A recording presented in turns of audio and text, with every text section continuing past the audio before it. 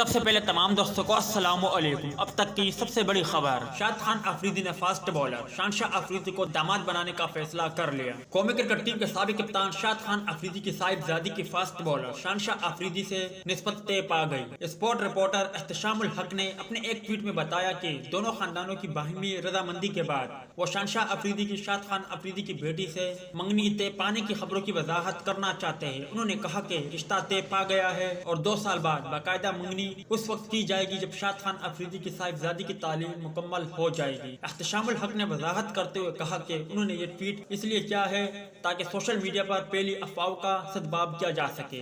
दोनों खानदानों की इज्जत का ख्याल करे और उनके ऑफिशियल ऐलान का इंतजार करे, क्योंकि अभी बातचीत ही चल रही है। मेरी तमाम लोगों से गुजारिश है कि इस मुबारक घड़ी में उनकी प्राइवेसी का एहतराम करें।